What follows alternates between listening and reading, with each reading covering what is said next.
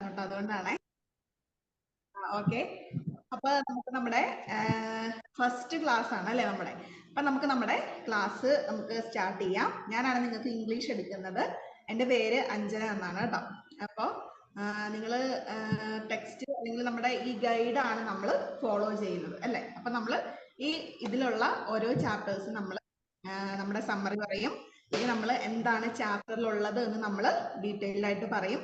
പിന്നെ നമ്മൾ മെയിനായിട്ട് ചെയ്യുന്നത് നമ്മുടെ ക്വസ്റ്റ്യൻ ആൻസേഴ്സ് നമ്മൾ ഡിസ്കസ് ചെയ്യും. ഓക്കെ, അങ്ങനെയാണ് നമ്മൾ ഫോളോ ചെയ്യുന്നത്. ഓക്കെ, അതിനുശേഷം നിങ്ങൾക്ക് ക്ലാസ് ഒക്കെ കേട്ടതിന് ശേഷം എന്തെങ്കിലും ഡൗട്ട് ഒക്കെ ഉണ്ടെങ്കിൽ നിങ്ങൾക്ക് ചോദിക്കാം. ഓക്കെ, അപ്പം നമുക്ക് അത്ര ബുദ്ധിമുട്ടുള്ള ഒരു ചാപ്റ്റർ പോലും ഇതിനകത്തില്ല കേട്ടോ. ചെറിയ ചെറിയ സ്റ്റോറികൾ, പിന്നെ ചെറിയ ചെറിയ പോയിന്റ്സ്, അങ്ങനെ വളരെ സിമ്പിൾ ആയിട്ടുള്ള കുറച്ച് കാര്യങ്ങൾ മാത്രമേ നമുക്ക് ഇതിനകത്ത് പഠിക്കാനുള്ളൂ കേട്ടോ. അപ്പം നമുക്ക് വെറുതെ മറിച്ച് നോക്കുമ്പോൾ തന്നെ നമുക്കതിന് മലയാളത്തിലുള്ള സമ്മറി ഒക്കെ കൊടുത്തിട്ടുണ്ട് അല്ലേ.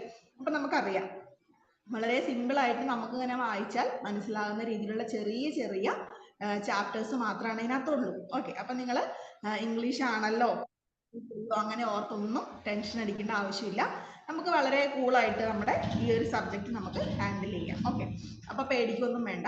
എല്ലാവരും വളരെ കൂളായിട്ട് നമ്മുടെ ഇംഗ്ലീഷ് നമുക്ക് പഠിച്ചു തുടങ്ങാം. ഓക്കെ, അപ്പൊ നിങ്ങൾ ആദ്യമായിട്ട് നിങ്ങൾക്ക് നോക്കിയാൽ കാണാം, ഇവിടെ നമ്മുടെ ഈ ഒരു കൊടുത്തിട്ടുണ്ട് അല്ലെ, കണ്ടന്റ് കൊടുത്തിട്ടുണ്ട്, ഏതൊക്കെ ചാപ്റ്റേഴ്സ് ആണ് നമുക്ക് ഉള്ളത് എന്ന് കൊടുത്തിട്ടുണ്ട് കേട്ടോ. അപ്പൊ നമുക്ക് നമ്മുടെ ഇതിനകത്ത് ഇപ്പം 27 ചാപ്റ്റേഴ്സ് ഉണ്ട് അല്ലെ.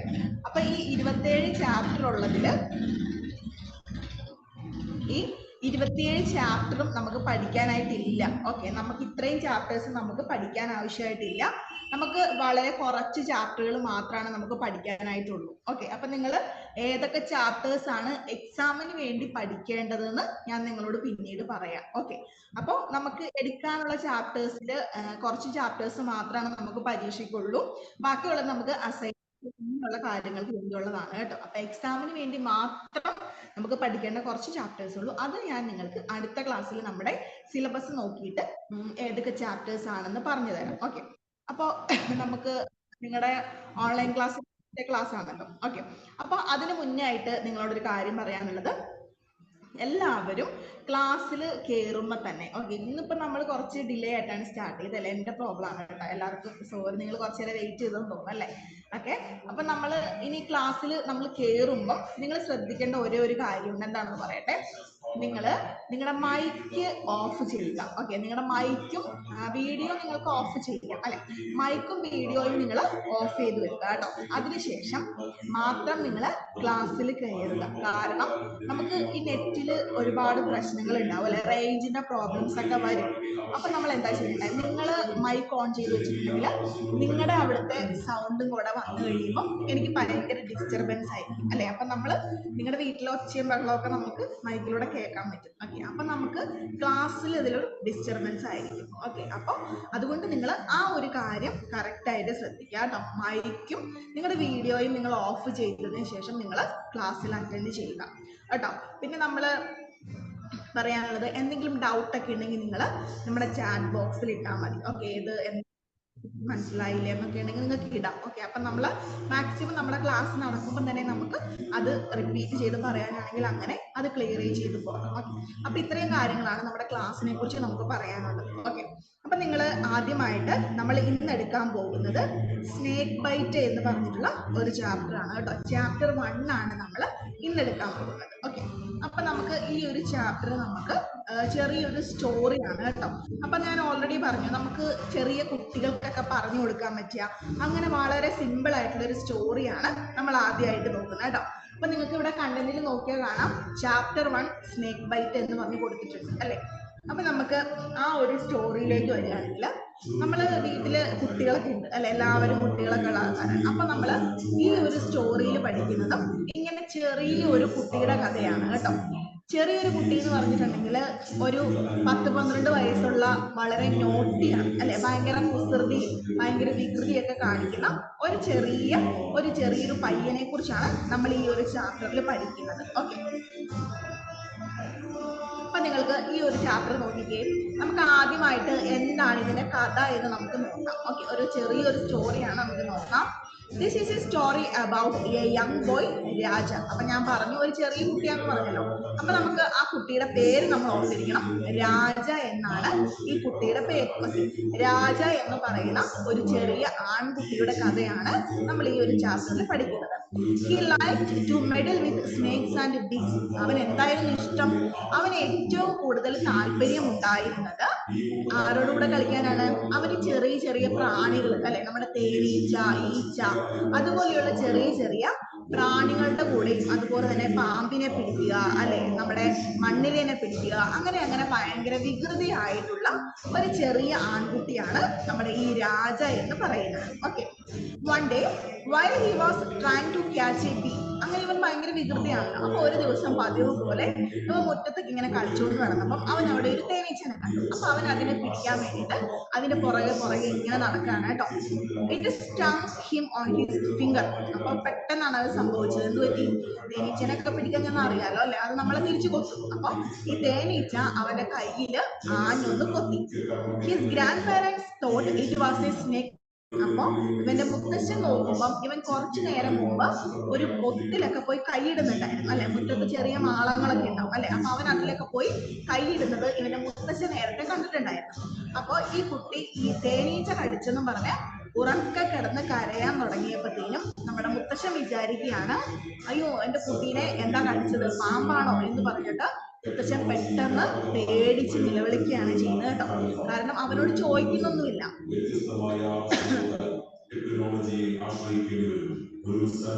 എന്താണ് നിന്നെ കടിച്ചതെന്നോ അല്ലെങ്കിൽ നീ എന്തിനാണ് കരയുന്നതോ എന്ന് മുത്തശ്ശൻ ചോദിക്കുന്നില്ല. പകരം മുത്തശ്ശൻ തന്നെ അങ്ങ് വിചാരിക്കുകയാണ് പാമ്പാണ് കടിച്ചത്. കാരണം ഇവ പാമ്പിന്റെ പോലെ നേരത്തെ മാളത്തിൽ പൊത്തിൽ കൈയിടുന്ന ഞാൻ കണ്ടായിരുന്നു, അപ്പൊ എന്തായാലും ഇവനെ പാമ്പ് കടിച്ചിട്ടുണ്ട് എന്ന രീതിയിൽ മുത്തശ്ശൻ തെറ്റിദ്ധരിക്കുകയാണ് കേട്ടോ. എന്നിട്ട് മുത്തശ്ശൻ എന്ത് ചെയ്യുന്നുണ്ട്?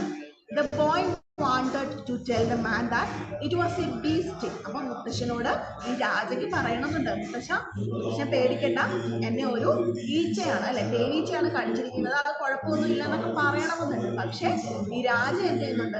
രാജ ഒന്നും വിട്ടുന്നില്ല. രാജ വളരെ സൈലന്റ് ആയിട്ട് മുത്തശ്ശൻ കിടന്ന് വെപ്രാളപ്പെടുകയാണ് അല്ലെ, നീ ആശുപത്രി കൊണ്ടുപോകണം, പാമ്പ് കടിച്ചു, വിഷം ഇറക്കണം എന്നൊക്കെ പറഞ്ഞ് ഭയങ്കരമായിട്ട് ധൃതി പിടിക്കുമ്പോഴും രാജ ഒന്നും മിണ്ടുന്നില്ല. രാജ മിണ്ടാതെ വളരെ സൈലന്റ് ആയിട്ടിരിക്കുകയാണ്. And not a snake bite but was asked to remain silent. പക്ഷേ രാജ എന്ത് ചെയ്യുന്നുണ്ട്? മിണ്ടാതെ എന്നെ പാമ്പ് കടിച്ചിട്ടില്ല എന്നൊരു വാക്ക് പോലും അവന്റെ വായിൽ വീണില്ല. അവൻ വളരെ സൈലന്റ് ആയിട്ട് അവിടെ ഇരിക്കുകയാണ്. The man put some water in a pot and started chanting some mantras. എന്നിട്ട് മുത്തശ്ശൻ എന്ത് ചെയ്തു? മുത്തശ്ശൻ വൈദ്യന്മാരൊക്കെ ആണല്ലോ അല്ലെ, കൂടുതലും പാമ്പിന്റെ ഒക്കെ പണ്ട് കാലങ്ങളിലൊക്കെ വിഷം ഇറങ്ങുന്നത്. അപ്പൊ മുത്തശ്ശൻ എന്ത് ചെയ്തു? ഇവനെ കൊണ്ട് വേഗം തന്നെ ഒരു വൈദ്യന്റെ അടുത്തേക്ക്. ഓക്കെ, വൈദ്യന്റെ അടുത്തേക്ക് പോയപ്പോൾ അയാൾ എന്ത് ചെയ്തു? അയാൾ ചില മന്ത്രങ്ങളൊക്കെ ചൊല്ലിയിട്ട് അയാളുടെ കയ്യിലിരുന്ന ആ ചെറിയൊരു പാത്രത്തിൽ നിന്ന് കുറച്ച് വെള്ളമൊക്കെ എടുത്ത് അവന്റെ മേലേക്ക് തളിച്ചു. By then, Rajas finger had stopped hurting. അപ്പൊ എന്ത് പറ്റി? പെട്ടെന്ന് തന്നെ രാജയുടെ ആ ഒരു ഉറുപ്പ് അല്ലെങ്കിൽ നമ്മുടെ ആ ഒരു തേനീച്ച കുത്തിയ വേദന അല്ലെ, നല്ല വേദനയായിരിക്കും കുറച്ചു നേരത്തേക്ക് അല്ലെ, ആ കുറച്ചു നേരത്തേക്കുള്ള വേദനയൊക്കെ വളരെ പെട്ടെന്ന് തന്നെ ആ കൊച്ചിന് മാറിക്കിട്ടി. അവൻ പെട്ടെന്ന് തന്നെ സുഖം പ്രാപിച്ചു. The man concluded that this happened because of his magic mantra. അപ്പൊ എന്താ പറയുന്നത്? ഈ മുത്തശ്ശന്റെ അഭിപ്രായത്തില് ഈ കുട്ടിയുടെ അസുഖമൊക്കെ മാറിയത് എന്തുകൊണ്ടാണ്? ഈ ഒരു മാജിക് മന്ത്ര അല്ലെ, നമ്മുടെ ഈ ഒരു മന്ത്രമൊക്കെ ചൊല്ലി വെള്ളമൊക്കെ തളിച്ചത് കൊണ്ടാണ് ഇവന്റെ ഇത് മാറിയതാണ്, ഈ കുട്ടിയുടെ പെട്ടെന്ന് മാറിയതാണ് മുത്തശ്ശന്റെ അഭിപ്രായം. The grandparents thanked the man and later sent him some gift as a reward for curing Raja. എന്നിട്ട് മുത്തശ്ശൻ എന്ത് ചെയ്തു? തന്റെ കൊച്ചുമകനെ സുഖപ്പെടുത്തിയതിന് ആ ഒരു മന്ത്രവാദി അല്ലെങ്കിൽ നമ്മുടെ ഒരു വൈദ്യൻ എന്നൊക്കെ പറയും അല്ലെ, അപ്പൊ ആ ഒരു വൈദ്യന് കൈ നിറയെ സമ്മാനങ്ങൾ അല്ലെ, കാശായിട്ടൊക്കെ കൊടുത്ത് വളരെ സന്തോഷപൂർവ്വം അയാൾക്ക് കൊടുത്തിട്ട് അവര് പോവുകയാണ് ചെയ്തത്. ഓക്കെ, അപ്പോ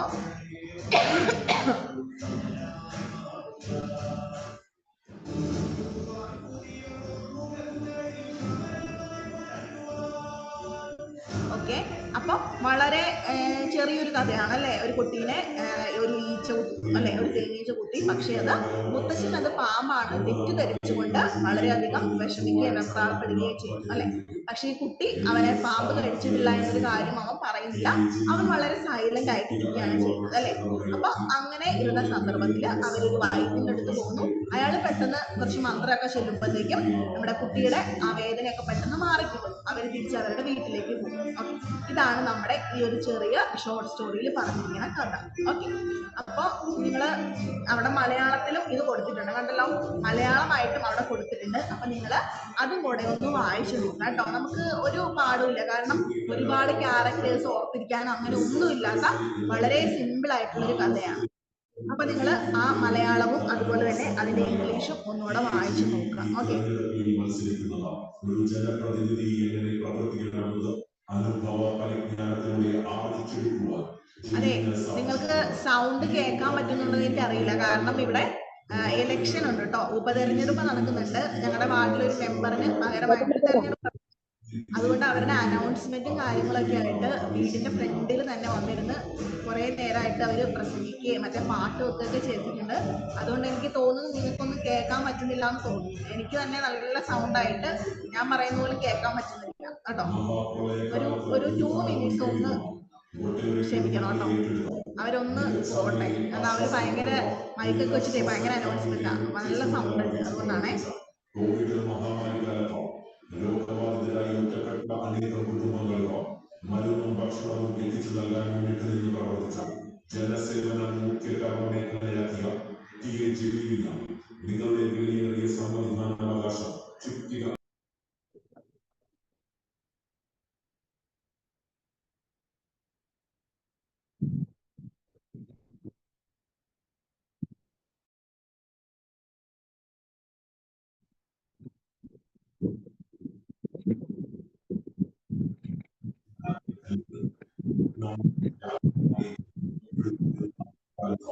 ഒരു വ്യത്യസ്തമായ ആവശ്യങ്ങൾക്കായി ടെക്നോളജിയെ ആശ്രയിക്കേണ്ടി വരും. ഒരു സന്നദ്ധ പ്രവർത്തകനായി തന്നെ ഈ മേഖലയിൽ ജനങ്ങൾക്ക് വേണ്ടി പ്രവർത്തിച്ചുള്ള നിങ്ങളുടെ വോട്ടുകൾ ചുറ്റിക അരിവാൾ നക്ഷത്രം അടയാളത്തിൽ രേഖപ്പെടുത്തി വിജയിപ്പിക്കുന്നതിനെയോ ഹൃദയത്തിന്റെ ഭാഷയിൽ അഭ്യർത്ഥിക്കുകയാണോ അപേക്ഷിക്കുകയാണോ?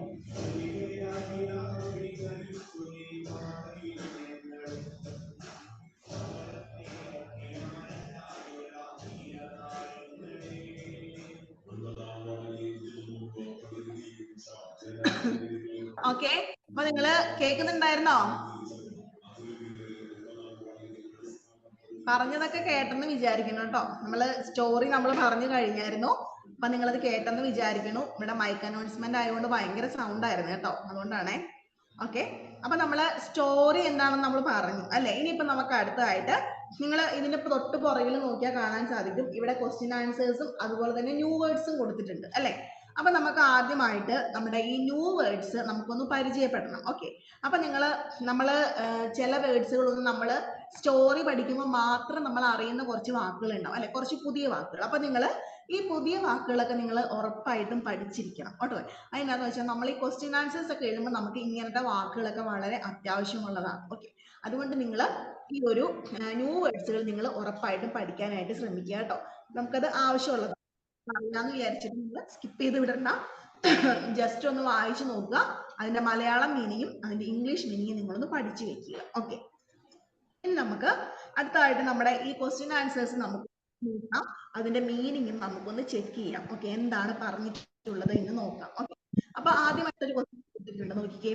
Y do you think the snake ഹിഡ് itself? അതായത് ഈ പാമ്പ് ഈ കുട്ടിനെ കടിച്ചെന്ന് പറഞ്ഞല്ലോ, അല്ലെങ്കിൽ നമ്മുടെ തേനീച്ച കടിച്ചു, പക്ഷെ ഇവർ തെറ്റിദ്ധരിക്കുകയാണ് പാമ്പാണ് കടിച്ചതെന്ന് അല്ലെ. അപ്പൊ അതിന് പകരമായിട്ട് നമ്മളോട് ചോദിച്ചിരിക്കുന്ന ഒരു ക്വസ്റ്റ്യൻ ആണ്, Y do you think snake ഹിഡ് himself? അപ്പൊ സ്നേക്ക് ഒക്കെ നമ്മളെ ആളുകളെ കാണുന്നു അല്ലെങ്കിൽ മനുഷ്യന്മാരെ കാണുമ്പോൾ അത് ഒളിച്ചിരിക്കുമെന്ന് പറയുന്നുണ്ട് അല്ലെ. അത് രക്ഷ നേടാനായിട്ട് നമ്മുടെ അടുത്ത് നിന്ന് മറിഞ്ഞിരിക്കും അല്ലെ. അപ്പൊ ഇവിടെ ഈ പാമ്പ് ഒളിച്ചിരിക്കുന്നു എന്ന് പറയുന്നത് എന്താണെന്നാണ് ചോദിച്ചിരിക്കുന്നത് അല്ലെ. അപ്പൊ നമുക്കത് അറിയാം, സാധാരണ മനുഷ്യന്മാരെ കാണുമ്പോൾ ഇങ്ങനെയുള്ള ഇഴജന്തുക്കളൊക്കെ പെട്ടെന്ന് ഉൾവലിയാണ് ചെയ്യുന്നത് അല്ലെ. അപ്പൊ അതിന്റെ ആൻസർ ആയിട്ട് നമുക്ക് എന്ത് എഴുതാം?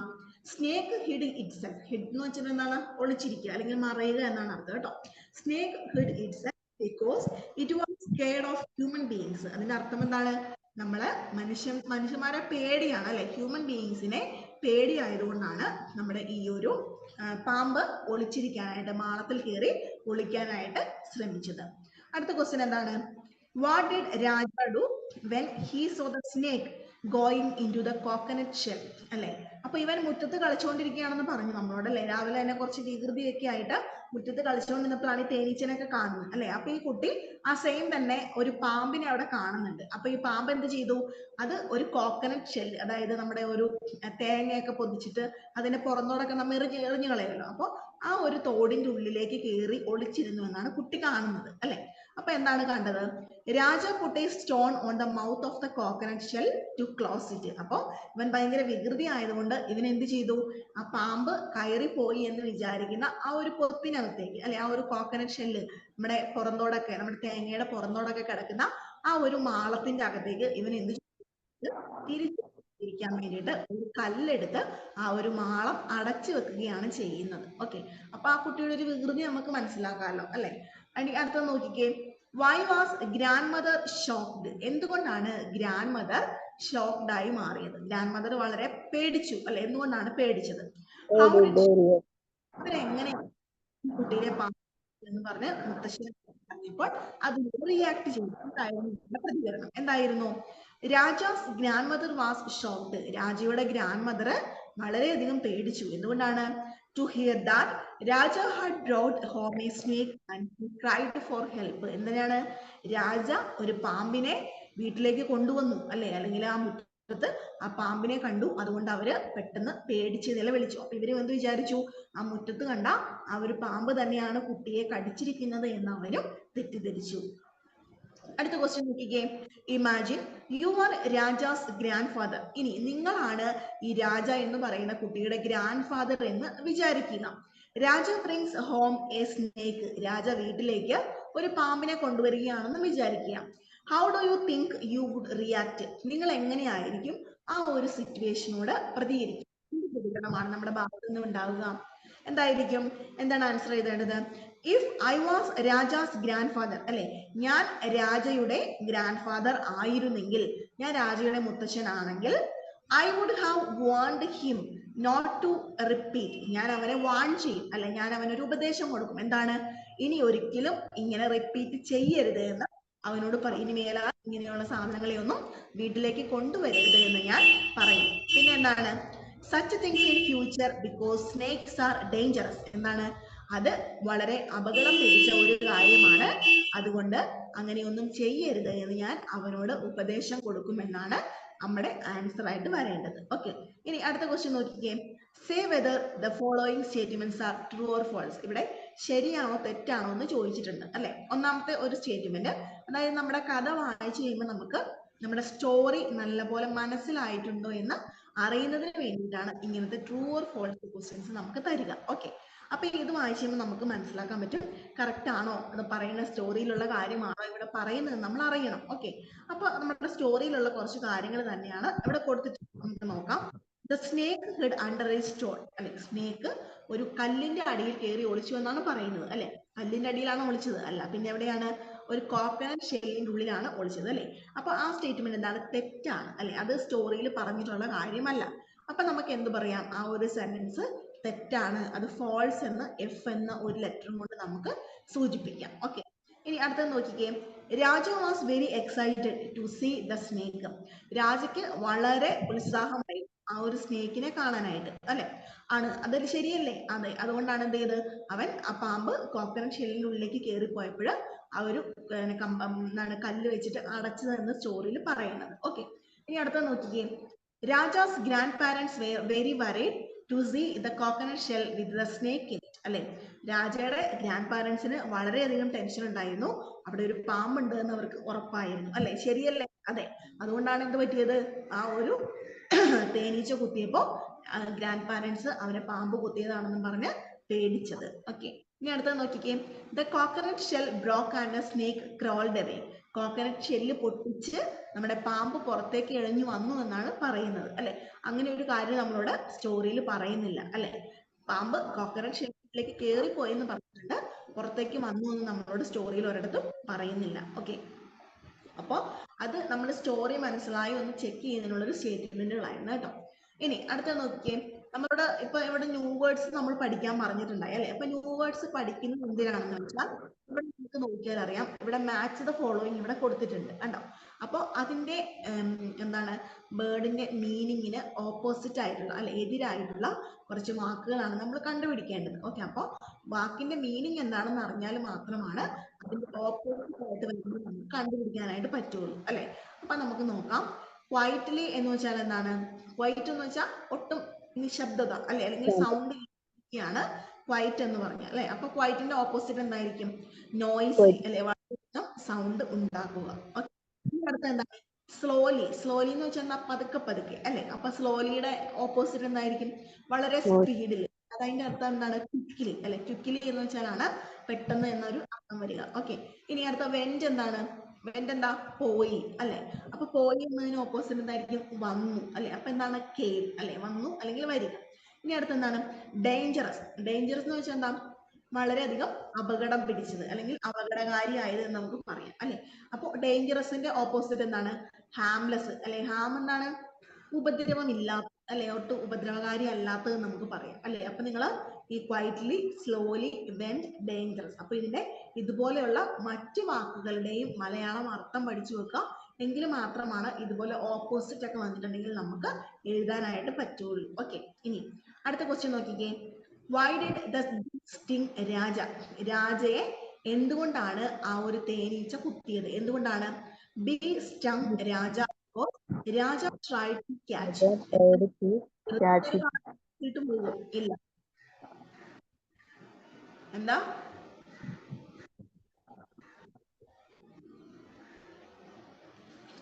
വെറുതെ ഇരുന്നൊരു പ്രാണി വന്ന് കുത്തിയിട്ട് പോകുമോ? ഇല്ല. പകരം എന്ത് ചെയ്തു? ഈ രാജ ആ ഒരു പ്രാണിയെ പിടിക്കാൻ വേണ്ടി അതിന്റെ പുറകെ നടന്നത് കൊണ്ടാണ് ഈ ഒരു പ്രാണി രാജയെ കുത്തിയത് അല്ലെ എന്ന് നമുക്ക് പറയാം. ഇനി അടുത്ത എന്താണ്? Why did Raja go to his grandmother? Raja എന്തുകൊണ്ടാണ് ഗ്രാൻഡ് മദറിന്റെ അടുത്തേക്ക് പോയത് അല്ലെ? എന്തുകൊണ്ടാണ്? അവന് ആ ഒരു പ്രാണി കടിച്ചപ്പോൾ വളരെ അസഹനീയമായ വേദന അല്ലെ, ആ കുട്ടിക്ക് സഹിക്കാൻ പറ്റുന്നതിൽ കൂടുതൽ വേദന ഉണ്ടായിരുന്നു. അതുകൊണ്ടാണ് ആ കുട്ടി അവൻ വളരെ പെട്ടെന്ന് തന്നെ അവന്റെ മുത്തശ്ശിയുടെ അടുത്തേക്ക് ഓടിപ്പോയത്. അടുത്ത ക്വസ്റ്റ്യൻ നോക്കിയേ.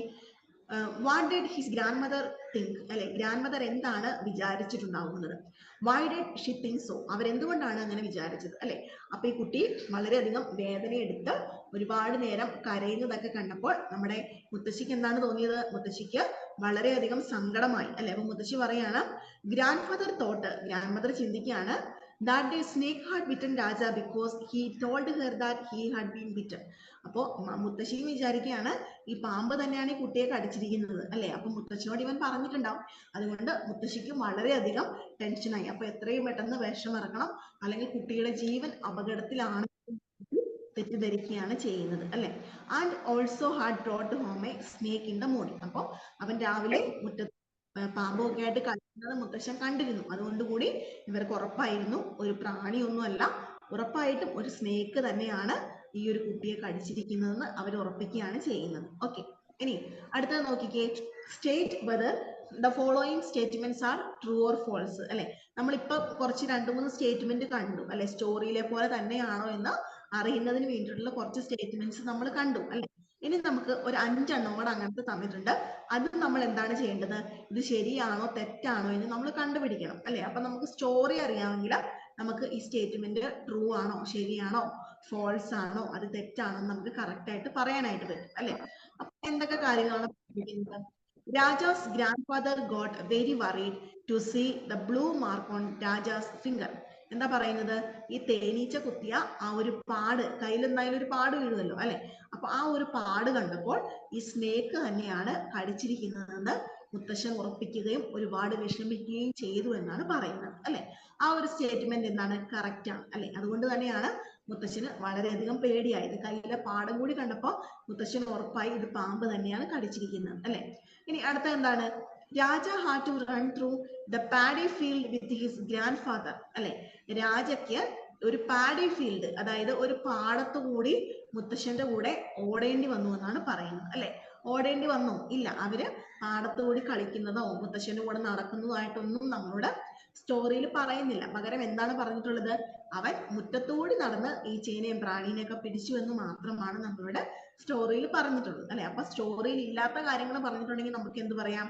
ആ തെറ്റാണെന്ന് നമുക്ക് പറയാം അല്ലെ. ഇനി അടുത്ത നോക്കിയേ. Raja and his grandfather ran to catch the bee അല്ലെ. രാജയും അവന്റെ ഗ്രാൻഡ് ഫാദറും ഒരു തേനീച്ചയെ പിടിക്കാനായിട്ട് നടന്നു എന്നാണ് പറയുന്നത് അല്ലെ. ആ ഒരു സ്റ്റേറ്റ്മെന്റ് ശരിയാണോ? തെറ്റാണ് അല്ലെ. രാജ തേനീച്ചേനെയൊക്കെ പിടിക്കാൻ നടന്നു, പക്ഷെ മുത്തശ്ശൻ അവന്റെ കൂടെ തേനീച്ചേനെ പിടിക്കാനൊന്നും നടന്നിട്ടില്ല അല്ലെ. അടുത്ത എന്താണ്? Raja's grandfather had to run a long distance carrying Raja in his arms അല്ലെ. രാജ അവന്റെ മുത്തശ്ശന്റെ കൈകളിലായിരുന്നു. എപ്പോഴാണ്? അവനെ വൈദ്യരുടെ അടുത്തേക്ക് കൊണ്ടുപോയപ്പോൾ അല്ലെ. വൈദ്യരുടെ അടുത്തേക്ക് പോയപ്പോ മുത്തശ്ശൻ അവനെ കൈകളിൽ എടുത്തുകൊണ്ട് വളരെ വേഗത്തിൽ ഓടുകയാണ് ചെയ്യുന്നത് അല്ലെ. എന്താണ്? Raja's grand father shouted because he was angry. അടുത്ത എന്താണ്? രാജയുടെ ഗ്രാൻഡ് ഫാദർ ഷൗട്ട് ചെയ്തു അല്ലെ. വളരെയധികം ദേഷ്യപ്പെട്ടു. എന്തുകൊണ്ടാണ്? അവർക്ക് ഭയങ്കര ദേഷ്യം വന്നിട്ട് അല്ലെ. ശരിയാണോ തെറ്റാണോ? തെറ്റാണ് അല്ലെ. കാരണം ഇവര് മുത്തശ്ശനും മുത്തശ്ശിയൊക്കെ കുട്ടിയുടെ കരച്ചിൽ കണ്ട് പേടിച്ചിട്ട് അവനെ വഴക്കു പറയാനോ തല്ലാനോ ഒന്നും നിന്നില്ല. മറിച്ച് എന്ത് ചെയ്തു? എത്രയും വേഗം വൈദ്യരുടെ അടുത്തേക്ക് എത്തണമെന്ന രീതിയിൽ അവര് കുട്ടിയെ കൊണ്ട് പോവുകയാണ് ചെയ്യുന്നത് അല്ലെ. അതുകൊണ്ട് തന്നെ ഈ സ്റ്റേറ്റ്മെന്റ് എന്താണ്? തെറ്റാണ് അല്ലെ. മുത്തശ്ശൻ ദേഷ്യപ്പെടുകയോ ചെയ്തിട്ടില്ല. അടുത്ത എന്താണ്? fill in the blanks the following sentence using suitable words from the story. നമ്മളോട് ചോദിച്ചിരിക്കുന്നു. ഓ, എന്തെങ്കിലും പറയുന്നുണ്ടോ ആരെങ്കിലും? ഇല്ല. ഓക്കെ. ഇനി അടുത്ത നമ്മളോട് ചോദിച്ചിരിക്കുന്നത് എന്താണ്? നമ്മുടെ ഈ ഒരു സ്റ്റോറിയിൽ പറഞ്ഞിരിക്കുന്ന സ്റ്റേറ്റ്മെന്റ് പോലെ തന്നെ ആ ഒരു സെന്റൻസുകൾ നമ്മളോട് എടുത്തെഴുതാനാണ് പറഞ്ഞിരിക്കുന്നത്. നമുക്ക് സ്കൂളിലൊക്കെ പണ്ട് പഠിക്കുമ്പോൾ നമുക്ക് ഉണ്ടായിട്ടുണ്ട് അല്ലെ. ഈ ബ്രാക്കറ്റിൽ നിന്ന് എടുത്തെഴുതാൻ പറയും അല്ലെ. അപ്പൊ നമ്മളോട് സ്റ്റോറിയിൽ നിന്നുള്ള സെന്റൻസുകൾ തന്നിട്ടുണ്ട്. അതിനകത്ത് fill in the blanks എന്ന് പറഞ്ഞ് കൊടുത്തിട്ടുണ്ട്. അപ്പൊ നമ്മൾ കറക്റ്റ് ആയിട്ടും ഏത് വാക്കാണോ ഇവിടെ വരേണ്ടത് അത് നമ്മൾ കറക്റ്റ് ആയിട്ട് എടുത്തെഴുതണം അല്ലെ. ഇപ്പൊ ഇവിടെ ഇപ്പം ബ്രാക്കറ്റിൽ ഒന്നും കൊടുത്തിട്ടില്ല, ഇവിടെ ആൻസറോട് കൂടി തന്നെയാണ് കൊടുത്തിരിക്കുന്നത് അല്ലെ. അപ്പൊ നമുക്ക് നോക്കാം. She is wearing A diamond ring on here index finger അല്ലെ. അപ്പൊ ഇൻഡെക്സ് ഫിംഗർ എന്നാണ് വരിക അല്ലെ. അപ്പൊ മോതിരം നമ്മൾ എവിടെ ധരിക്കുക? ഫിംഗറിൽ അല്ലെ. അപ്പൊ അവിടെ ഇൻഡെക്സ് കഴിഞ്ഞിട്ടുണ്ടെങ്കിൽ അപ്പൊ ഉറപ്പായിട്ടും അവിടെ എന്താണ് വരേണ്ടത്? ഫിംഗർ എന്നൊരു വാക്കാണ് വരേണ്ടത് അല്ലെ. അപ്പൊ മോതിരം വിരലിലാണ് ധരിക്കുന്നത്, അതുകൊണ്ട് ഇൻഡെക്സ് ഫിംഗർ എന്ന് വെച്ചാൽ ചൂണ്ടുവിരൽ. അപ്പൊ നമ്മൾ വിരൽ എന്നുള്ള ആ ഒരു ഫിംഗർ എന്ന് പറഞ്ഞ വാക്കാണ് അവിടെ ഫില്ല് ചെയ്യേണ്ടത്. ഓക്കെ, നമുക്കത് വായിച്ചു നമുക്ക് മനസ്സിലാവും ഏത് വാക്കാണ് അവിടെ കറക്റ്റ് ആയിട്ട് വരുന്നതെന്ന്. Okay. I have dash in my legs because എന്റെ കാലിൽ ഡാഷ് ഉണ്ട് ബിക്കോസ് എനിക്ക് ഭയങ്കര ക്ഷീണമാണ് അല്ലെ. കാലിൽ എന്തായിരിക്കും നമുക്ക് ക്ഷീണം വരുമ്പോൾ ഉണ്ടാവുക? വേദന അല്ലെ. കാലിൽ വേദന ഉള്ളതുകൊണ്ട് എനിക്ക് ഭയങ്കര ക്ഷീണമാണെന്ന് പറയുന്നു അല്ലെ. അപ്പൊ എന്താണ് അവിടെ വരേണ്ടത്? ഐ ഹാവ് പെയിൻ അല്ലെ. പെയിൻ എന്നാണ് വേദന എന്ന് പറയുന്ന വാക്കിന്റെ അർത്ഥം. ഓക്കെ, അപ്പൊ അതുകൊണ്ട് തന്നെ നിങ്ങൾ വാക്കുകളുടെ അർത്ഥം പഠിക്കേണ്ടത് വളരെ അത്യാവശ്യമാണ് കേട്ടോ. ഇനി അടുത്ത എന്താണ്? I grow coconut flowers in my dash അല്ലെ. ഞാൻ എൻ്റെ ഡാഷിൽ എന്ത് വളർത്തുന്നുണ്ട്? പൂക്കൾ വളർത്തുന്നുണ്ട് അല്ലെ. നമ്മൾ പൂക്കളൊക്കെ നനച്ച് വളർത്തുന്ന എവിടെയാണ്? ഗാർഡനിലാണ് അല്ലെ, പൂന്തോട്ടത്തിലാണ്. അപ്പൊ അവിടെ ഉറപ്പായിട്ടും ആ ഗാർഡൻ എന്ന് പറയുന്ന വാക്കാണ് വരേണ്ടതെന്ന് നമുക്ക് അറിയാം. ഓക്കെ, ഇനി അടുത്ത എന്താണ്? Farmers plough through dash with tractors അല്ലെ. ഫാർമേഴ്സ് എന്താ ചെയ്യുന്നത്? അവര് ട്രാക്ടർ അല്ലെ, ട്രാക്ടർ കൊണ്ട് ഉഴുവുകയാണ് ചെയ്യുന്നത് അല്ലെ. ഉഴുവുക എന്ന് പറഞ്ഞ ഇംഗ്ലീഷ് വാക്ക് എന്താണ്? പ്ലഫ് അല്ലെ. പ്ലഫിങ് എന്താണ്? ഫീൽഡ് അല്ലെ. ഫീൽഡ് എന്താണ്? നമ്മുടെ പാടം എന്നൊക്കെ നമുക്ക് ഉദ്ദേശിക്കാം അല്ലെ. അപ്പൊ ഉഴുവുന്ന എവിടെയാണ്? പാടത്തിലാണ് അല്ലെ. അപ്പൊ ഇവിടെ ഫീൽഡ് എന്ന വാക്കാണ് ഇവിടെ പാടം എന്ന വാക്കുമായിട്ട് സാദൃശ്യമുള്ളത് അല്ലെ. അപ്പൊ എന്ത് പറയാം? Farmers plough their field. Farmers എന്ത് ചെയ്യുന്നുണ്ട്? അവരുടെ സ്ഥലങ്ങൾ, പാടങ്ങളൊക്കെ ഉഴവുകയാണ് ചെയ്യുന്നത്. ഓക്കെ, ഇനി ഓക്കെ, അപ്പൊ അത്രയാണ് ആ ഒരു മീനിങ്ങിന് വളരെ ഇമ്പോർട്ടന്റ് ഉണ്ടെന്ന് മനസ്സിലായില്ലേ? അപ്പൊ അതുകൊണ്ട് തന്നെയാണ് പറഞ്ഞത് ചിലപ്പോൾ ഇതുപോലെ ഫില്ല് ചെയ്യാൻ ചോദിക്കാം, അതുപോലെ തന്നെ മാച്ച് ദ ഫോളോയിങ് ആയിട്ടും ചോദിക്കാം, അതുപോലെ തന്നെ നമ്മളോട് ബ്രാക്കറ്റിൽ നിന്ന് എടുത്തെഴുതാനും പറയാം. ഓക്കെ, അപ്പൊ നമുക്ക് വാക്കിന്റെ മീനിങ് അറിയില്ലെങ്കിൽ ഈ പറഞ്ഞ കാര്യങ്ങളൊന്നും നമുക്ക് ചെയ്യാൻ പറ്റില്ല. ഓക്കെ, അതുകൊണ്ട് നിങ്ങൾ ഈ ന്യൂ വേർഡ്സ് എന്ന് പറഞ്ഞിരിക്കുന്ന കാര്യങ്ങളൊക്കെ ഓരോ ചാപ്റ്ററിലും കൊടുത്തിട്ടുണ്ടാവും, അതെന്തായാലും നിങ്ങൾ പഠിച്ചു വെക്കുക. ഓക്കെ, ഇനി അടുത്തത് നോക്കിയേ. Match the names with the animals in column A with their sounds in column B. ഇവിടെ നമ്മളോട് പറഞ്ഞിരിക്കുന്നത് നമ്മുടെ വീട്ടിലെ ആനിമൽസ് ഒക്കെ ഉണ്ടാവുള്ളൂ, അല്ലെങ്കിൽ നമ്മൾ മൃഗശാലയിലൊക്കെ പോയിട്ടുണ്ടെങ്കിൽ ഒരുപാട് ആനിമൽസിനെ കാണും അല്ലെ. എന്തൊക്കെയുണ്ട്? ലയൺസ് ഉണ്ട്, മങ്കീസ് ഉണ്ട്, എലഫൻസ് ഉണ്ട്, ഡോങ്കീസ് ഉണ്ട്, കൗ ഉണ്ട്, അങ്ങനെ ഒരുപാട് ആനിമൽസ് ഉണ്ട് അല്ലെ. അപ്പൊ ആനിമൽസിനെ മാത്രമല്ല അവര് പുറപ്പെടുവിക്കുന്ന സൗണ്ടും അല്ലെ, ഇപ്പൊ പശു കരയുന്നു, ആട് കരയുന്നു, അങ്ങനെ ഒരുപാട് സൗണ്ടുകളും ഉണ്ട് അല്ലെ. അപ്പോൾ അതിന്റെ സൗണ്ടും കൂടി നമ്മൾ എന്ത് ചെയ്യണം, നമ്മൾ മാച്ച് ചെയ്യാനായിട്ട് പഠിക്കണം. അതിന്റെ സൗണ്ട് നമ്മൾ എന്ത് ചെയ്യുക, പഠിച്ചു വെക്കണം. അപ്പൊ ഇവിടെ കൊടുത്തിട്ടുണ്ട് ലയന്റെ സൗണ്ട് എന്താണ്, എലിഫന്റിന്റെ സൗണ്ട് എന്താണ്, ഡോങ്കിയുടെ എന്താണ്, മങ്കിയുടെ എന്താണ്, കൗവിന്റെ എന്താണ്, ബെയറിന്റെ എന്താണ്. അപ്പൊ അവരുടെ സൗണ്ടും കൂടെ നമ്മൾ മാച്ച് ചെയ്യാനായിട്ട് പഠിച്ചു വെക്കുക. എന്തൊക്കെയാണ്? ലയന്റെ സൗണ്ട് എന്താണ്, റോർ അല്ലെ, റോർ എന്നാണ് ലയൺ ഉണ്ടാക്കുന്ന ആ ഒരു സൗണ്ടിന്റെ സൗണ്ട്. ഇനി എന്താണ് എലിഫന്റ്സിന്റെ എന്താണ്, ട്രംപറ്റ്. എലിഫന്റ് ചിഹ്നം വിളിക്കുന്നതിന് നമ്മൾ ട്രംപറ്റ് എന്നാണ് പറയാ കേട്ടോ. ഇനി ഡോങ്കീസ് എന്താ ചെയ്യുക, ബ്രേ എന്നാണ് പറയുന്നത് കേട്ടോ. ഡോങ്കീസ് കരയുന്ന ആ ഒരു സൗണ്ടിന് നമ്മൾ ബ്രേ എന്നാണ് പറയുന്നത്. ഓക്കെ, ഇനി അടുത്ത എന്താണ്, മങ്കീസിന്റെ സൗണ്ട് എന്താണ്, ചാറ്റർ. മങ്കി ചെറിയ ചെറിയ സൗണ്ട് ഉണ്ടാക്കുന്നതിന് നമ്മൾ എന്ത് പറയും, ചാറ്റർ എന്നാണ് പറയുക. ഓക്കെ, ഇനി അടുത്ത എന്താണ്, കൗസ് അല്ലെ. കൗ എന്ന സൗണ്ട് ഉണ്ടാക്കുക, ലോ എന്നാണ് പറയുക കേട്ടോ. കൗ ഉണ്ടാക്കുന്ന ആ ഒരു മുരൾച്ച ഉണ്ടല്ലോ, നമ്മുടെ വീട്ടിൽ പശുക്കളുടെ സൗണ്ട് നമുക്കറിയാം അല്ലെ. അപ്പോൾ ആ ഒരു സൗണ്ടിന് നമ്മൾ എന്താ പറയാ, ലോ എന്നാണ് പറയുന്നത്. ഓക്കെ, ഇനി അടുത്ത എന്താണ്, ബെയർ അല്ലെ. ബെയർ എന്ന് പറയുന്ന ആ ഒരു കരടി ഉണ്ടാക്കുന്ന സൗണ്ട് എന്താണ്, ഗ്രോൾ എന്നാണ് പറയുക കേട്ടോ. കരടിയുടെ സൗണ്ട് നമ്മൾ പറയുന്നതാണ് ഗ്രോൾ എന്നാണ് പറയുന്നത്. ഓക്കെ, ഇനി അപ്പോ ലയൺസ്, പിന്നെന്തുണ്ട്, ലയൺസ് ഉണ്ട്, എലിഫന്റ്സ് ഉണ്ട്, അതുപോലെ തന്നെ ഡോങ്കീസ് ഉണ്ട്, മങ്കീസ് ഉണ്ട്, അതുപോലെ തന്നെ ഏതാണുള്ളത്, കൗസ് ഉണ്ട്, ബേഴ്സ് ഉണ്ട് അല്ലെ. അപ്പോൾ ഇത്രയും ആനിമൽസിന്റെ സൗണ്ട് ആണ് നമുക്ക് പഠിക്കാനായിട്ട് തന്നിട്ടുള്ളത്. ഓക്കെ, അതും നിങ്ങളൊന്ന് വായിച്ച് മനസ്സിലാക്കുക കേട്ടോ. ഇനി അടുത്തത് നോക്കിക്കേ, ലാസ്റ്റ് ഒരു സെക്ഷൻ ഓഫ് ക്വസ്റ്റ്യൻ ആൻസേഴ്സും കൂടി നമുക്ക് തന്നിട്ടുണ്ട്. What did grandfather tell the old man to do. ഇവിടെ ഗ്രാൻഡ് ഫാദർ, നമ്മുടെ രാജ എന്ന് പറയുന്ന കുട്ടി എവിടെ കൊണ്ടുപോയി, വൈദ്യരുടെ അടുത്ത് കൊണ്ടുപോയി അല്ലെ. അപ്പൊ ഈ വൈദ്യര് എന്ത് ചെയ്യാനാണ് പറഞ്ഞു വിട്ടത്, എന്ത് ചെയ്യാനാണ് പറഞ്ഞത്, grandfather told the old man to cure Raja from snake bite അല്ലെ. രാജയോട് ഈ കുട്ടിയുടെ അസുഖം, ഞാൻ ഈ പാമ്പ് കടിച്ച അസുഖമൊക്കെ മാറ്റി കൊടുക്കാമെന്ന് പറഞ്ഞ് വേഗം തന്നെ ഗ്രാൻഡ് ഫാദർ ആ ഒരു സ്നേക്ക് ബൈറ്റ് വിഷമൊക്കെ എടുക്കുന്ന ആളുടെ അടുത്തേക്ക് കൊണ്ടുപോവുകയാണ് ചെയ്യുന്നത് അല്ലെ.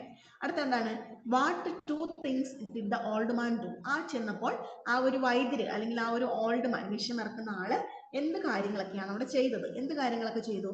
He took some water in a vessel and recited mantras. അയാൾ എന്ത് ചെയ്തു, അയാള് കയ്യിൽ കുറച്ച് വെള്ളം എടുത്തിട്ട് കുറച്ച് മന്ത്രങ്ങളൊക്കെ ചൊല്ലി ആ കുട്ടിയുടെ ദേഹത്തേക്ക് തളിക്കുകയാണ് ചെയ്തത്. ഓക്കെ, ഇനി അടുത്ത് എന്താണ്, why was every one sad and silent. എന്തുകൊണ്ടാണ് എല്ലാവരും വളരെ സാഡ് അല്ലെ, വളരെ ദുഃഖിതരായിട്ട്, അതുപോലെ തന്നെ വേറെ ഒരു കാര്യങ്ങളൊന്നും സംസാരിക്കുന്നില്ല, വളരെ സൈലന്റ് ആയിട്ട് ഇരുന്നത്. എന്തുകൊണ്ടാണ്, everybody was sad and silent because they thought Raja had been bitten by a snake and his life was in danger. എന്തുകൊണ്ടാണ്, രാജയുടെ ജീവൻ അപകടത്തിലാണ് എന്നവര് വിചാരിച്ചത് കൊണ്ടാണ് അവര് വേറെ ഒരു കാര്യങ്ങളൊന്നും ഡിസ്കസ് ചെയ്യാതെ അവർ വളരെ സൈലന്റ് ആയിട്ട്, മുത്തശ്ശനും മുത്തശ്ശിയും കൂടെ വന്ന ആളുകളൊക്കെ വളരെ സൈലന്റ് ആയിട്ട് അവിടെ ഇരുന്നത്. ഓക്കെ, ഇനി അടുത്ത എന്താണ്, why did Raja's grandfather send gift to the old മാൻ.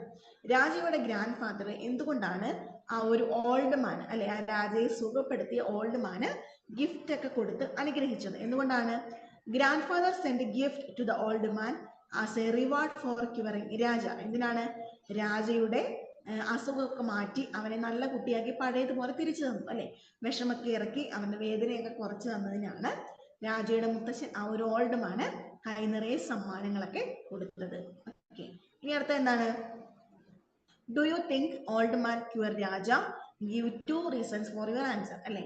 നമ്മുടെ ഈ കഥ വായിക്കുമ്പോൾ നമുക്ക് മനസ്സിലാക്കാൻ പറ്റും അല്ലെ, രാജയെ ആക്ച്വലി സ്നേക്ക് കടിച്ചിട്ടില്ല, പാമ്പ് കടിച്ചിട്ടില്ല. പക്ഷെ ഓൾഡ് മാൻ വളരെ അത്ഭുത പ്രവർത്തനം പോലെയൊക്കെ ചെയ്തിട്ട് അയാൾ ആ പാമ്പ് കടിച്ച് വിഷമൊക്കെ ഇറക്കി എന്നൊക്കെ പറഞ്ഞ് ക്രെഡിറ്റ്, സമ്മാനമൊക്കെ മേടിച്ചെടുക്കുന്നുണ്ട് അല്ലെ. അപ്പൊ എന്താണ് നിങ്ങളുടെ അഭിപ്രായം, അയാൾ ചെയ്തത് ശരിയാണോ, അയാൾ ശരിക്കും രാജയുടെ അസുഖം ഭേദമാക്കിയോ എന്നാണ് നമ്മളോട് ചോദിച്ചിട്ടുള്ളത്. അപ്പൊ അതിന് നമുക്ക് എന്ത് എഴുതാം answer, no the old man did not cure Raja. നമുക്ക് എന്ത് പറയാം, ഇല്ല, ഓൾഡ് മാന്റെ അസുഖം എന്തായിരുന്നു, രാജയുടെ അസുഖം ഈ ഓൾഡ് മാൻ ഒരിക്കലും സുഖപ്പെടുത്തിയില്ല. കാരണം അങ്ങനെ ഭേദപ്പെടുത്താൻ മാത്രം ഒന്നും രാജയ്ക്ക് ഉണ്ടായിരുന്നില്ല എന്ന് പറയാം അല്ലെ. The old man knew how to cure snake bite. ആ ഓൾഡ് മാൻ, ആ വൈദ്യന് എന്തറിയാമായിരുന്നു, സ്നേക്ക് ബൈറ്റ്, പാമ്പ് കടിച്ചാൽ എങ്ങനെ ചികിത്സിക്കണം എന്നൊക്കെ അദ്ദേഹത്തിന് അറിയാമായിരുന്നു.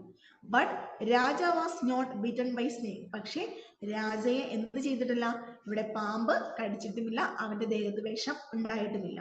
ഹി ഹാഡ് സീ സ്റ്റിംഗ് അല്ലെ, അയാൾ എന്ത് ചെയ്തു, അവന് ഒരു ചെറിയൊരു തേനീച്ച മാത്രമാണ് കടിച്ചിട്ടുള്ളത്.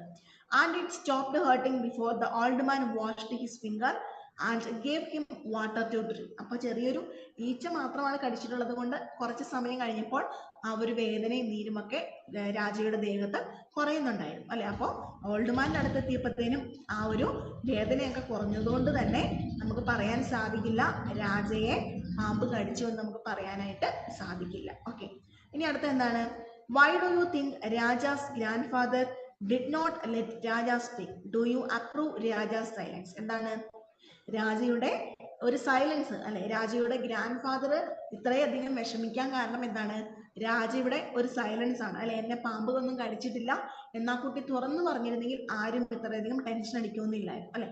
പക്ഷെ അവൻ എന്ത് ചെയ്തില്ല, അവൻ തുറന്നു പറയുകയോ ഒന്നും ചെയ്തില്ല, മറിച്ച് അവൻ സൈലന്റ് ആയിട്ട് ഇരിക്കുകയാണ് ചെയ്തത് അല്ലെ. അപ്പോൾ രാജ ഇങ്ങനെ മിണ്ടാതിരുന്നത് കൊണ്ട് എന്ത് പ്രശ്നങ്ങളൊക്കെ അവിടെ ഉണ്ടായി എന്നാണ് ചോദിച്ചിട്ടുള്ളത്. എന്താ പ്രശ്നം ഉണ്ടായത്, Raja's grandfather did not let him speak അല്ലെ. രാജയുടെ ഗ്രാൻഡ് ഫാദർ ഒന്നാമതായിട്ട് രാജയെ സംസാരിക്കാനായിട്ട് സമ്മതിച്ചിട്ടില്ല അല്ലെ. അവന് മിണ്ടുന്നതിന് മുമ്പ് തന്നെ അദ്ദേഹം പാമ്പ് കടിച്ചു എന്ന് പറഞ്ഞ് ബഹളം ഉണ്ടാക്കിക്കൊണ്ട് ആശുപത്രിയിലേക്ക് എത്തുകയാണ് ചെയ്യുന്നത് അല്ലെ. Speak because he was very sure about what was wrong with Raja and what have to be done. അപ്പൊ രാജയുടെ കയ്യിലാണ് തെറ്റുള്ളതെന്ന് നമുക്ക് വായിച്ചു കഴിയുമ്പോൾ, നമുക്ക് സ്റ്റോറി വായിച്ചു കഴിയുമ്പോൾ നമുക്ക് മനസ്സിലാവും അല്ലെ. ആ കുട്ടി എന്നെ പാമ്പ് കടിച്ചിട്ടില്ല, എന്നെ ഒരു ഈച്ചയാണ് കുത്തിയെന്നും പറഞ്ഞിട്ടുണ്ടെങ്കിൽ ഇത്രയധികം ടെൻഷനൊന്നും അടിക്കേണ്ട ആവശ്യം അവിടെ ഉണ്ടാകുമായിരുന്നില്ല. He did not want to waste time talking about it because he believed Raja's life was in danger. അപ്പോൾ മുത്തശ്ശൻ പ്രത്യേകിച്ച് അവനോട് അഭിപ്രായമൊന്നും ചോദിക്കാതിരുന്ന എന്തുകൊണ്ടാണ്, ഇവിടെ സമയം കളയാനില്ല അല്ലെ. പാമ്പൊക്കെ കടിച്ചാൽ നമുക്ക് എത്രയും പെട്ടെന്ന് തന്നെ ചികിത്സ ലഭ്യമാകണം, അതാണ് അതിനുള്ള മരുന്ന് അല്ലെ. അപ്പോൾ നമ്മുടെ മുത്തച്ഛന്റെ അഭിപ്രായത്തിൽ അവനോട് സംസാരിച്ച് അല്ലെങ്കിൽ എന്താ പറ്റിയ മോനെ എന്നൊക്കെ ചോദിച്ച് സമയം കളയാനില്ലാത്തത് കൊണ്ട് തന്നെയാണ് മുത്തച്ഛൻ എത്രയും പെട്ടെന്ന് വൈദ്യരുടെ അടുത്ത് ഈ കുട്ടിയെ കൊണ്ട് പോയത്. If I was in Raja's place അല്ലെ, ഇപ്പൊ ഞാനാണ് രാജയുടെ സ്ഥാനത്തെങ്കിൽ ഞാൻ എന്ത് ചെയ്തേനെ, I might have freed myself from my grandfather arms. ഞാൻ എന്ത് ചെയ്യും, മുത്തശ്ശൻ ഇങ്ങനെ ബഹളം ഉണ്ടാക്കുമ്പോൾ ഞാൻ ഉറപ്പായിട്ടും മുത്തശ്ശന്റെ കയ്യിൽ നിന്നും വിടുവിച്ച് എന്ത് പറയും, മുത്തശ്ശ എന്നെ പാമ്പൊന്നും കടിച്ചിട്ടില്ല, എന്നെ ഒരു ഈച്ചയാണ് കുത്തിയെന്ന് ഞാൻ വളരെ ധൈര്യത്തോടു കൂടി അവിടെ നിന്ന് പറയാനുള്ള ഒരു ധൈര്യം കാണിച്ചു തന്നെ. However I do not approve Raja's silence. അതുകൊണ്ട് തന്നെ ഞാൻ എന്ത് ചെയ്യുന്നില്ല, രാജ ഇവിടെ മിണ്ടാതെ ഒതുങ്ങിക്കൂടിയിരുന്നത് കൊണ്ട് ഉണ്ടായ പ്രശ്നങ്ങളെയൊന്നും ഞാൻ സമ്മതിക്കുന്നില്ല അല്ലെ. കാരണം രാജയ്ക്ക് പറയാമായിരുന്നു, എന്നെ പാമ്പ് കടിച്ചിട്ടില്ല എന്നൊരു വാക്ക് പറയാമായിരുന്നു. അതുകൊണ്ട് തന്നെ രാജയുടെ നിശബ്ദമായ ഒരു മൗനം ഇവിടെ ശരിയാണെന്ന് എനിക്ക് തോന്നുന്നില്ല. He should have told his grand father the reality. എന്താണ് സംഭവിച്ചതെന്ന് മുത്തശ്ശനോട് രാജയ്ക്ക് ഉറപ്പായിട്ടും പറയാമായിരുന്നു എന്നാണ് നമ്മുടെ അഭിപ്രായം. ഓക്കെ, അപ്പൊ നമ്മൾ അങ്ങനെയാണ്. ഇനി അടുത്ത നോക്കിക്കേ, say whether the following statements are true or false. ഇനി ഒരു പ്രാവശ്യം കൂടി നമുക്ക് ട്രൂ ഓർ ഫോൾസ് തന്നിട്ടുണ്ട് അല്ലെ. എന്താണ് ചോദിച്ചിരിക്കുന്നത്, the old man gave Raja medicine to cure him അല്ലെ. നമ്മുടെ വൈദ്യര് രാജയ്ക്ക് മെഡിസിൻ കൊടുത്തോ എന്നാണ് ചോദിച്ചത്. എന്തെങ്കിലും മരുന്നുകളൊക്കെ കൊടുത്തിട്ടാണോ അവനെ സുഖപ്പെടുത്തിയത് എന്നാണ് ചോദിച്ചിരിക്കുന്നത് അല്ലെ. അപ്പൊ നമ്മുടെ സ്റ്റോറിയിൽ എന്താ പറഞ്ഞിട്ടുള്ളത്, പ്രത്യേകിച്ച് മരുന്നുകളൊന്നും കൊടുത്തിട്ടില്ല, അവന് കുടിക്കാൻ കുറച്ച് വെള്ളം കൊടുത്തു, പിന്നീട് അദ്ദേഹം ചെയ്തത് കുറച്ച് മന്ത്രങ്ങളൊക്കെ ചൊല്ലുകയാണ് ചെയ്തത് അല്ലെ. അപ്പൊ നമുക്ക് എന്ത് പറയാം, രാജയ്ക്ക് ഇവിടെ പ്രത്യേകിച്ച് മെഡിസിൻ ഒന്നും കൊടുത്തതായിട്ട് നമുക്ക് അറിയില്ല എന്ന് പറയാം. ഓക്കെ, ഇനി അടുത്ത എന്താണ്, only Raja knew that he had not been bitten by a snake അല്ലെ. ഇവിടെ രാജയ്ക്ക് മാത്രമാണ് അറിയാവുന്നത് അവനെ പാമ്പ് കടിച്ചോ ഇല്ലയോ എന്നുള്ള സത്യം അല്ലെ. അത് ശരിയാണോ തെറ്റാണോ, ശരിയാണ് അല്ലെ. കാരണം രാജയ്ക്ക് മാത്രമാണ് അറിയാവുള്ളൂ എന്ത്, ഇവനെ പാമ്പ് കടിച്ചിട്ടില്ല, എന്നെ ഒരു ഈച്ചയാണ് കടിച്ചിട്ടുള്ളത് എന്നൊരു സത്യം. അതുകൊണ്ട് നമുക്ക് എന്ത് പറയാം, ആ ഒരു സെന്റൻസ് ശരിയാണെന്ന് പറയാം. ഓക്കെ, അടുത്ത എന്താണ്, Raja's grandfather did not give Raja a chance to tell what had happen to him അല്ലെ.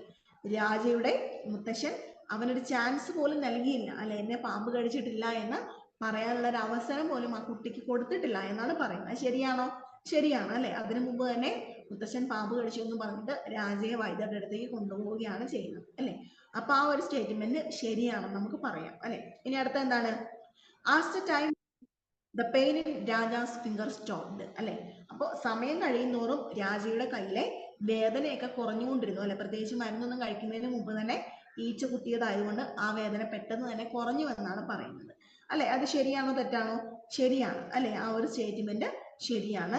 നമുക്ക് രാജയ്ക്ക് പാമ്പൊന്നും കടിച്ചിട്ടില്ലാത്തതുകൊണ്ട് ഈച്ച മാത്രമേ കടിച്ചിട്ടുള്ളൂ. അതുകൊണ്ട് തന്നെ അവന്റെ ആ ഒരു വേദനയൊക്കെ വളരെ പെട്ടെന്ന് കുറഞ്ഞു എന്നാണ് പറയുന്നത്. ഓക്കെ, അപ്പോൾ ഇത്രയും കാര്യങ്ങളാണ് നമ്മുടെ ഈ ഒരു ചാപ്റ്ററിൽ നമുക്ക് പഠിക്കാനായിട്ട് ഉള്ളത്. ഓക്കെ, ക്വസ്റ്റ്യൻ ആൻസേഴ്സ് ഉണ്ട്, അതുപോലെ തന്നെ നമ്മുടെ കുറച്ച് ന്യൂ വേർഡ്സുകൾ, മാച്ച് ദ ഫോളോയിങ് ഒക്കെയാണ് പഠിക്കാനുള്ളത്. ഓക്കെ, അപ്പൊ നിങ്ങൾക്ക് സ്റ്റോറി ഞാൻ പറഞ്ഞു ഓൾറെഡി, പ്രത്യേകിച്ച് ഒരു ഡിഫിക്കൽട്ടീസും ഇല്ല, വളരെ സിമ്പിൾ ആയിട്ടുള്ളൊരു സ്റ്റോറിയാണ്.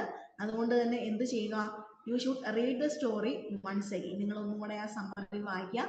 And study the questions carefully. Study the new words given in the textbook. Okay, കൊടുത്തിരിക്കുന്ന ന്യൂ വേർഡ്സുകളും കറക്റ്റ് ആയിട്ട് പഠിക്കുക. ഓക്കെ, അപ്പൊ ഇത്രയുമാണ് നമ്മുടെ ഈ ഒരു ചാപ്റ്ററിൽ നമുക്ക് ചെയ്യാനുള്ളത്. നമുക്ക് ഓരോ ചാപ്റ്റേഴ്സ് വെച്ച് നമുക്ക് നോക്കിയാൽ മതി കേട്ടോ, കാരണം നമുക്ക് തുടങ്ങിയിട്ടുണ്ടല്ലോ. അപ്പൊ നമുക്ക് സമയം പോലെ നമുക്ക് കൂടുതൽ ചാപ്റ്റേഴ്സ് എടുക്കാം. അപ്പൊ നിങ്ങൾ ക്ലാസ് ഒക്കെ സ്റ്റാർട്ട് ചെയ്യുന്നതേ ഉള്ളൂ, അതുകൊണ്ട് നമുക്ക് ഓരോ ചാപ്റ്റേഴ്സ് വെച്ച് പഠിച്ചാൽ മതി. നിങ്ങൾ പഠിച്ചിട്ട് വരിക, അടുത്ത ക്ലാസ്സിൽ നമുക്ക് ഇത് നിങ്ങൾ പഠിച്ചിട്ടുണ്ടോ എന്ന് ഞാൻ ചെക്ക് ചെയ്യും. ഓക്കെ, അപ്പൊ നിങ്ങൾ എന്തായാലും വായിച്ചു നോക്കുക. വായിച്ചു നോക്കി ന്യൂ വേർഡ്സുകൾ പഠിക്കുക. സ്റ്റേറ്റ്മെന്റ് ട്രൂ ഓർ ഫോൾസ് നമുക്കുണ്ട്, അതൊക്കെ എക്സാമിന് ഉറപ്പായിട്ടും ചോദിക്കുന്നതാണ് കേട്ടോ. ഇനി ക്വസ്റ്റ്യൻസിൽ ഏതെങ്കിലും മനസ്സിലാവാത്തുണ്ടെങ്കിൽ നിങ്ങൾക്ക് പറയാം, അത് ഒന്നും കൂടെ റിപ്പീറ്റ് ചെയ്ത് തരാം. ഓക്കെ, അപ്പോൾ ഇത്രയും കാര്യങ്ങളാണ് നമ്മുടെ ഈ സംബന്ധിച്ച് നമുക്ക് പഠിക്കാനുള്ളത്. ഓക്കെ, അപ്പോൾ ഏതെങ്കിലും ക്വസ്റ്റ്യൻ മനസ്സിലാവാത്തുണ്ടെങ്കിൽ, ഡൗട്ട് ഉണ്ടെങ്കിൽ നിങ്ങൾക്ക് ചോദിക്കാം. ഓക്കെ, അപ്പൊ അത്രേ ഉള്ളൂ. നമുക്ക് അടുത്ത ക്ലാസ്സിൽ അടുത്ത ചാപ്റ്ററുമായിട്ട് കാണാം. പിന്നെ നമുക്ക് ഏതൊക്കെയാണ് എക്സാമിനുള്ളതെന്നും നമുക്ക് അടുത്ത ക്ലാസ്സിൽ നിങ്ങൾക്ക് സിലബസ് പറഞ്ഞു തരാം. ഓക്കെ, അപ്പോൾ എല്ലാവർക്കും താങ്ക് യു. എന്തെങ്കിലും ഡൗട്ട് ഉണ്ടെങ്കിൽ നിങ്ങൾക്ക് ഇപ്പോൾ ചോദിക്കാം കേട്ടോ.